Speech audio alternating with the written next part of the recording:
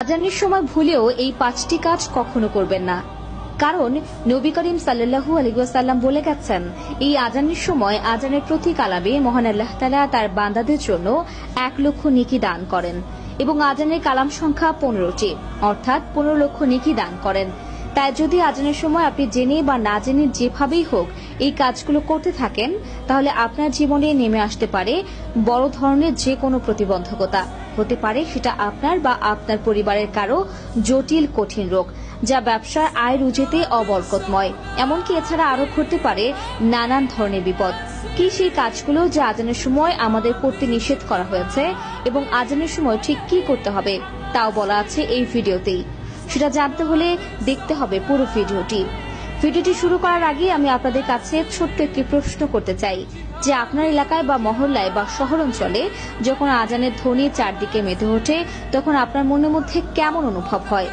যদি এই ধ্বনি শুনে আপনার মনে প্রশান্তি অনুভব হয় তাহলে কমেন্টে অবশ্যই আলহামদুলিল্লাহ লিখে যাবেন এবং এই ভিডিওটি ওই সকল মুসলিম ভাই বোনদের মধ্যে শেয়ার করার মাধ্যমে ছড়িয়ে দিন যারা আজানের সময় জেনে না জেনে এই কাজগুলো করে থাকে এবং পাপের অংশীদার হয়। তো চলুন ভিডিওটি শুরু করা যাক।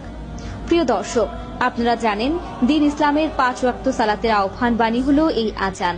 সেটা যুগের পর যুগ ধরে চলে আসছে, কিন্তু আমরা অনেকেই জানি না যে এই আজানের সময় ঠিকই কি করতে হয় আর কি করতে হয় না। আজকে আমরা আলোচনা করব সেই সকল বিষয় নিয়ে।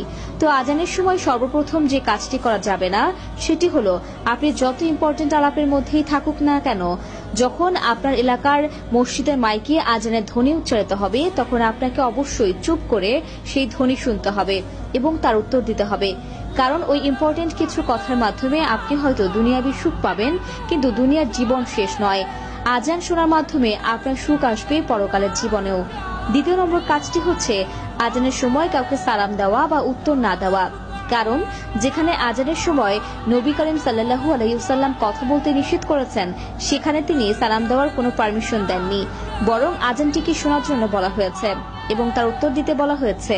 তৃতীয় কাজটি হচ্ছে, যদি কেউ আজানের সময় বা তার আগে থেকে কোরআন তিলাওয়াত করে এবং তিলাওয়াতের মাঝামাঝি তার কানে আজানের ধ্বনি ভেসে আসে, তবে তৎক্ষণাৎ তাকে কোরআন পড়া বন্ধ করে সেই আজানটিকে শুনতে হবে এবং তার উত্তর দিতে হবে।